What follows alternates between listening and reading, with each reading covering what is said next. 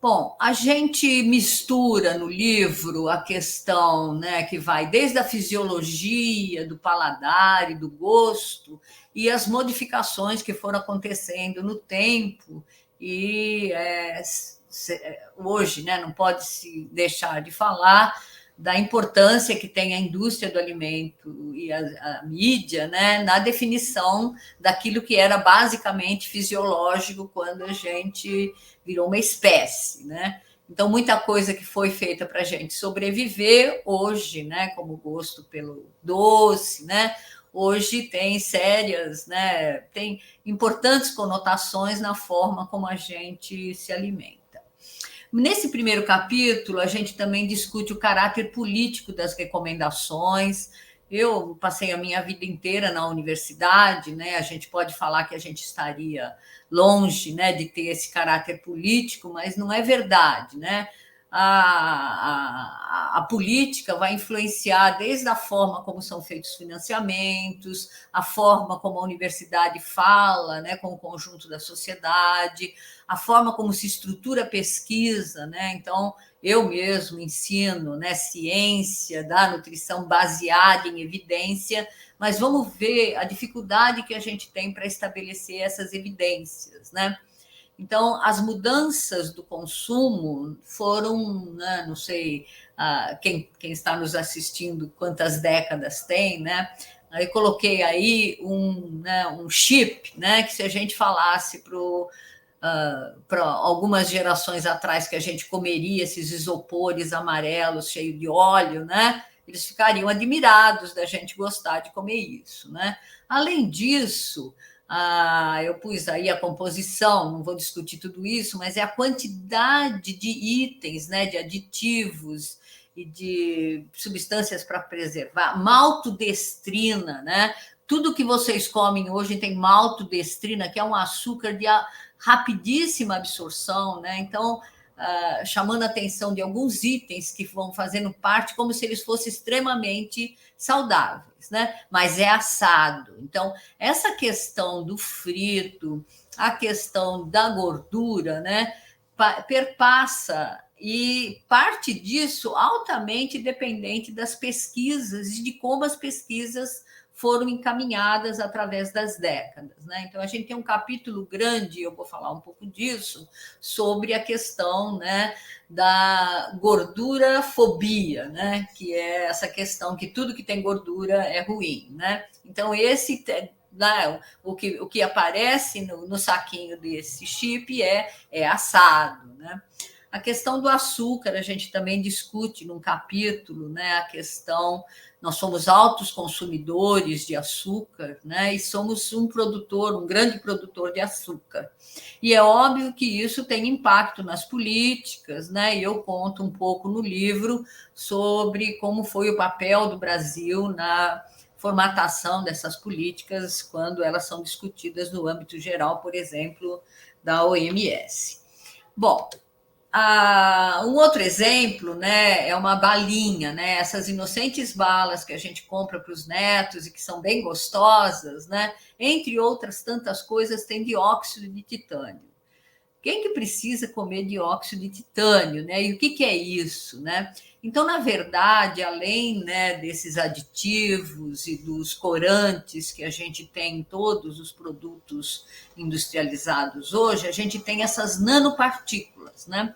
Essas nanopartículas a gente nem sabe estudá-las, né? Muito. Se vocês forem olhar nanopartículas presentes na alimentação, vocês vão ver que tem muito pouca produção sobre isso, né? Essas nanopartículas estão completamente difundidas, não só no ambiente alimentar, mas das medicações, e tem pouquíssima coisa, né? Eu resgato pelo menos uma tese, né, nessa área, e como que isso pode interferir com a utilização que a gente, que o nosso organismo, né, faz dos alimentos, né?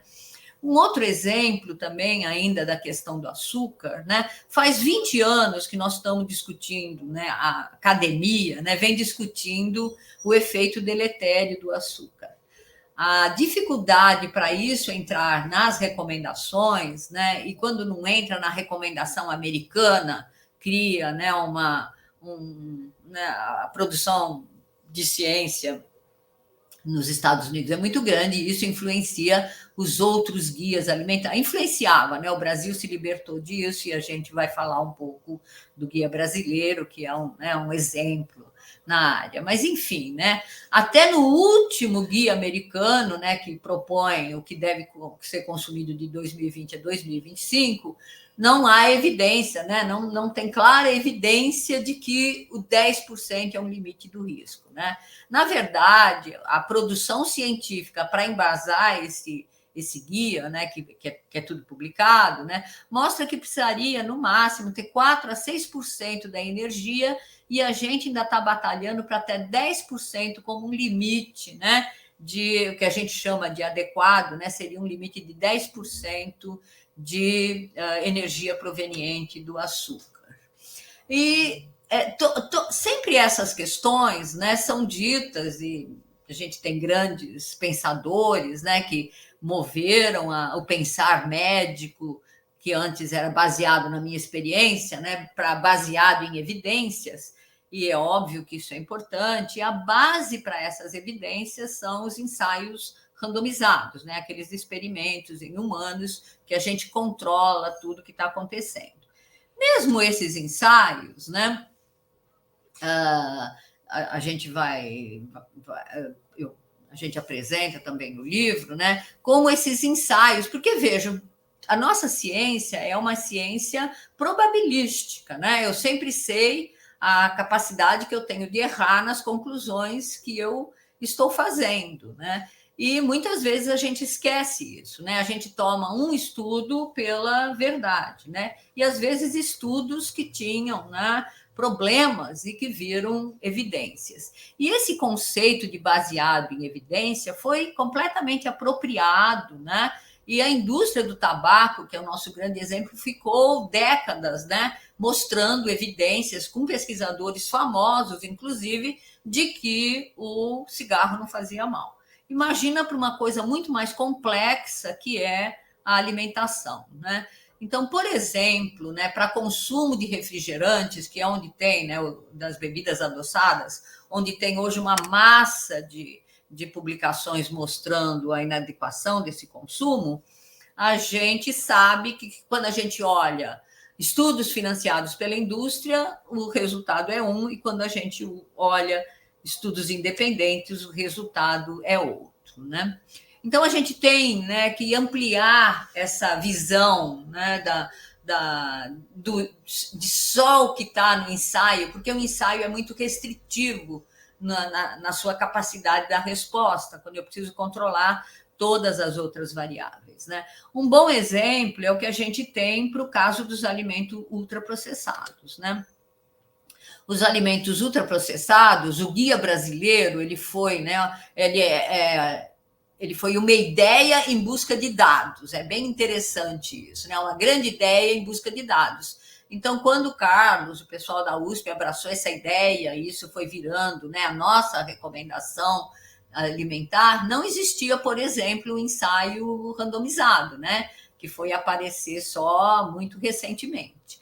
E o ensaio randomizado só confirmou a ideia que vinham baseado de estudos mais observacionais de quanto o consumo de alimentos ultraprocessados, né, inadequado, e nesse estudo, que é um ensaio controlado, completamente controlado, né, se vê claramente o impacto dos alimentos ultraprocessados no ganho de peso, né?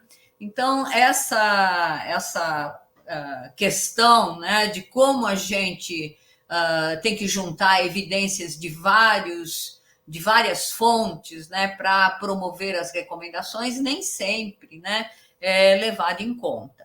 Muito interessante desse estudo, né, que foi para ver o papel dos ultraprocessados no ganho de peso, né, são os mesmos indivíduos, né, ora comendo ultraprocessado, ora comendo alimentos, mais alimentos in natura. E o que eles viram, né, é que os ultraprocessados são comidos muito mais rapidamente e que, né, quando eles olharam os dados, eles comeram ultraprocessados até atingir um nível parecido de proteína, né? Então, o nível de consumo de proteína nos dois grupos foi igual, sendo que o ultraprocessado comeu muito mais comida para chegar naquele ponto de proteína, né?